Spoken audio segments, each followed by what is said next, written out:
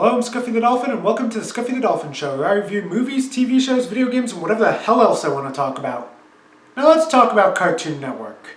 This channel has been one of the biggest networks that produces cartoons since the 90s, alongside Nickelodeon and Disney. But unlike those two, Cartoon Network doesn't try to make crappy live-action shows. Except for when they do. Hey guys, you know what would make the network even better? Let's make live-action shows for a channel with the word cartoon in the name. That'd be ridiculous.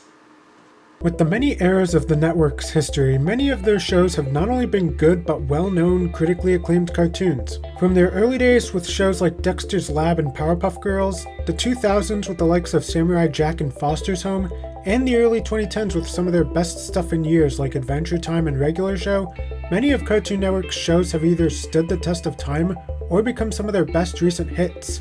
As for right now, the network is in a post-Renaissance kind of era. Right after some of their most popular shows ended like We Bare Bears and Steven Universe, Cartoon Network is mostly relying on some of their newer shows like Mau Mau, Apple and Onion, and Craig of the Creek. Which I haven't seen yet, so I can't judge any of them. But what if I were to tell you that back in 2019, Cartoon Network made one of their best shows in years? Ladies and gentlemen, it is my pleasure to introduce you to Infinity Train. Created by Owen Dennis, a writer and storyboard artist on Regular Show, Infinity Train originally started out as an 8-minute pilot on Cartoon Network's YouTube channel back in 2016, but eventually got greenlit for a full miniseries of 10 11-minute episodes to air in mid-2019, and since then has had 2 more seasons afterwards in 2020. Infinity Train is an anthology series taking place on a train with infinite different carts meant to help the passengers deal with their personal problems. And each season, or book as they call it, focuses on a new group of characters, usually consisting of a main passenger or two and an animal sidekick. And the plots and characters of each book has given us some amazing, well-written characters and intriguing world building around the train itself. But like I said earlier, it is an anthology series that follows different characters each season. So let's take a look at each of them, starting with Book 1, The Perennial Child. Book 1 follows a girl named Tulip who finds herself on the train and tries to find a way off with the help of a robot named One and a talking dog named Atticus. Book 1 probably has the most generic plot of all the books, but aside from that, this might be my favorite of the 3 seasons. This season serves mostly as the introduction to the train and gives a glimpse at the purpose of it where it would later be expanded upon in Book 2 and 3. But what makes this season work for me is the main characters. Tulip is my favorite protagonist of the series so far, mostly because not everything about the train is answered for her, and she has to figure things out on her own, making the episodes way more entertaining to watch. You also have One and Atticus as some really good comic relief characters who end up getting a more important role later in the season, especially One. Also, everything the sad one says is hilarious. Are you my mum? No! So you've come to bring me the sweet release of death. Also no? One, you made me think I was gonna die! It would be surprising if you never died. This season primarily tackles the theme of coming to terms with an important change in one's life in a very interesting way. With Tulip, it's coming to terms with her parents' divorce in one of my favorite episodes of the season, and spoilers, Amelia coming to terms with her husband's death. And the show does a great job with this theme in a way that many people could relate to. Some of my favorite episodes from the season include the Crystal Car, the Cat's Car, and the Chrome Car, the latter of which introduces MT, who would go on to be one of the protagonists of Book 2. In fact, I've noticed a pattern where in episode 7 of each season, that's when they introduce the next main character. Think about it. With Book 1, episode 7, that's when they introduce MT, and Book 2, episode 7 is when they give a formal introduction to Grace, Simon, and the Apex. And I assume that if there's going to be a Book 4, it'll most likely be about Hazel, Amelia, and a new comic relief of some sort. But speaking of MT, it's time to move on to Book 2, Cracked Reflections.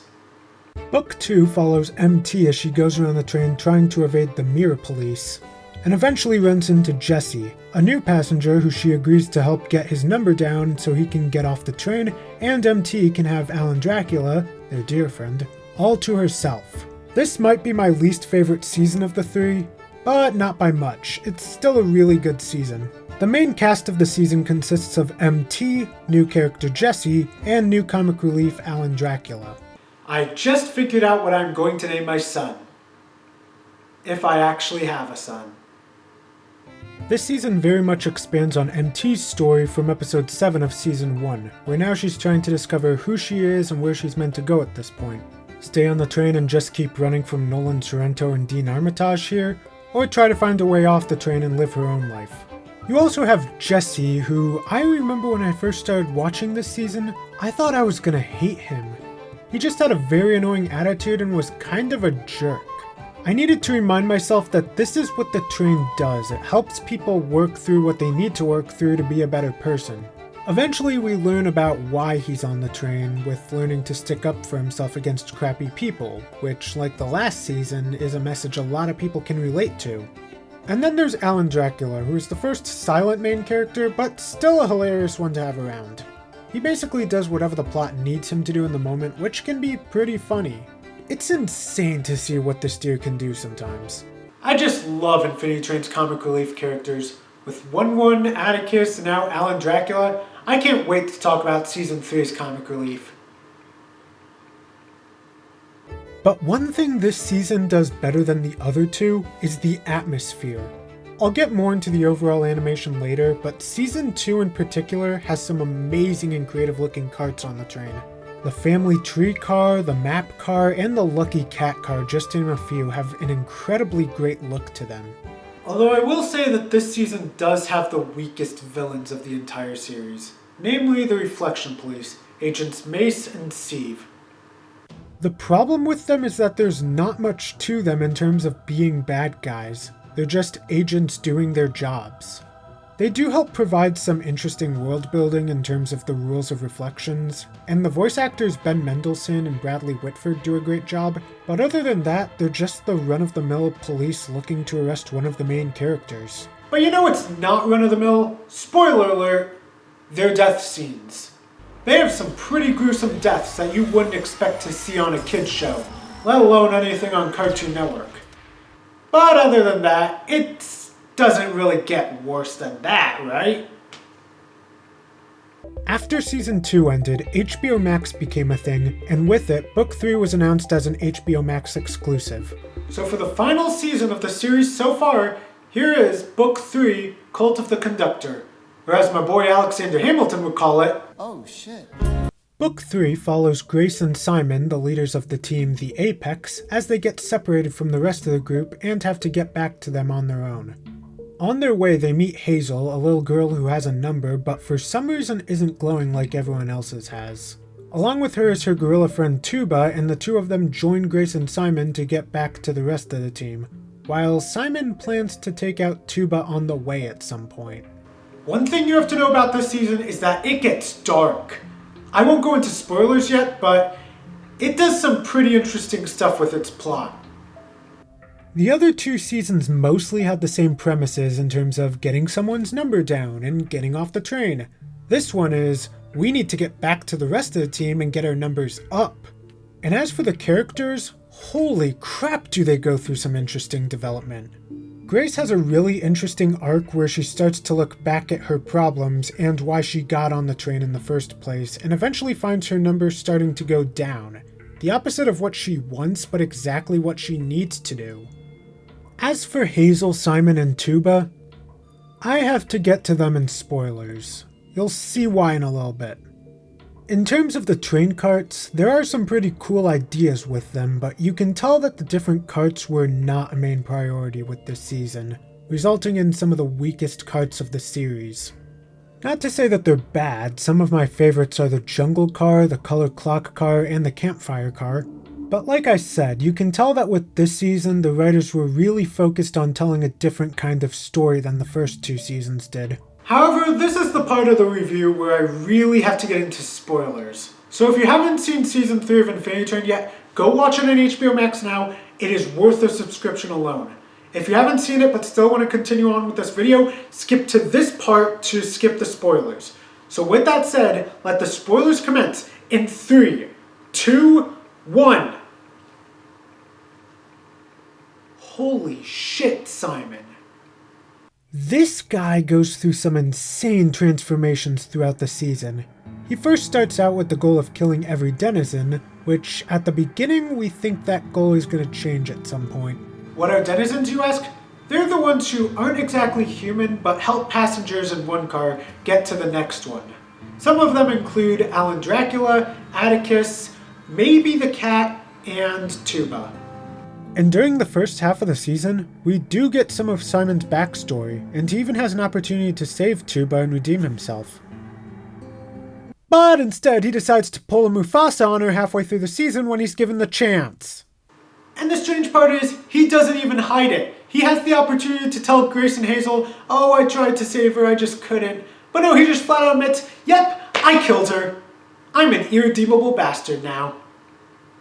And if you think episode 5 ends there, it gets even more insane.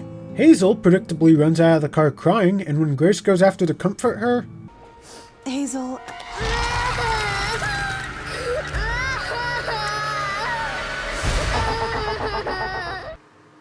What the hell, Infinity Train? I let my non-existent kids watch you. Now here's some fun trivia. Each season is 10-11-minute episodes, and when Cartoon Network aired the first 2 seasons, they gave them the weekday daily treatment, airing 2 episodes a night Monday through Friday, meaning the season would be over in a week. But when season 3 aired on HBO Max, the streaming service gave it the weekly treatment it deserved, but in a weird way. New episodes were put on the site on Thursdays, but the quantity of episodes were different each week. Episodes 1 through 5 were the first week, 6 through 8 the next, and the last week had the final 2 episodes. So what I'm getting at is, for that first week, your day could look like this. Okay, first episode, let's do this. Okay, that was pretty interesting, that was pretty cool. Okay, on to the next episode. Okay, so we got a couple of new characters. This should be pretty cool now. Okay, third episode, let's go. Okay, now we're getting into some classic Infinity Train shenanigans. Okay, on to episode 4.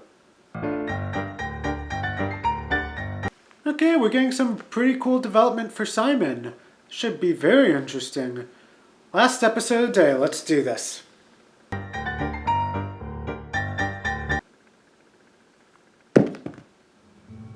And if you think that's the darkest this season gets, in the last 2 episodes, Simon traps Grace in her own memories, and once she gets back to the Apex, he already became the ruler and tries to battle Grace to the death in front of the kids. That is until these monster things show up and almost kills both of them and almost pushes Simon off the train.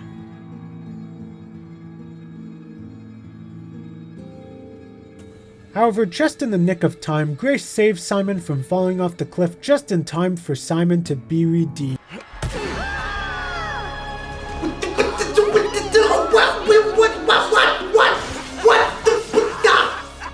This scene is insane.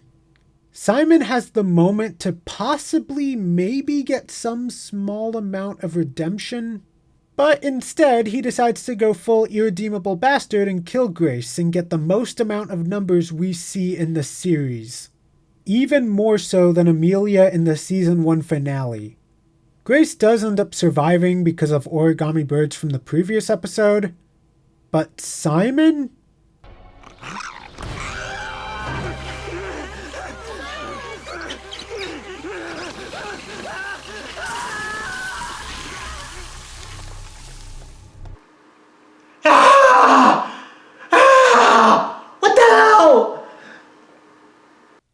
If you thought Mace, Sieve, and Tuba's deaths were dark, then you haven't seen shit. This is without a doubt the darkest thing to happen in the entire series. And what interests me about this is that seasons 1 and 2 didn't have much insane dark crap in either of them, with the exception of maybe Mace and Sieve. So I wouldn't be shocked if moving forward, Infinity Train does have a darker tone to it with more different storylines than let's try to get off the train. Especially since at the end of the season, Grace doesn't even get off the train. Oh yeah, I haven't talked much about Hazel and Tuba yet. There's actually not that much to talk about with Tuba because she only appears in 4 episodes. She's really just there as Hazel's guardian as well as Simon's first victim. But Hazel goes through a development I was not expecting. She basically starts off as the wide-eyed, I want to be part of the cool group kid. But after episode 5 with Tuba's death and her whole turtle person reveal, she starts to get a bit more mature and understand that without Tuba, she's basically on her own. Now that I'm finally done talking about each season individually, there are 2 aspects that I can finally get into: the animation and the voice acting. With the animation, the train gives us a glimpse at many different environments, giving the animators a lot of unique locations to work with. Especially in Season 2, as I already stated, where the creativity in the environments is off the charts. As for the voice acting, pretty much the entire cast is astounding, each giving a wide range of different emotions for their respective scenes. Some of my favorites include Ashley Johnson as Tulip and MT, Jeremy Crutchley and Owen Dennis as the 2 personalities of 1-1, Kate Mulgrew as the cat, and Kyle McCarley as Simon. In conclusion, Infinity Train is one of Cartoon Network's most unique and interesting shows in a while.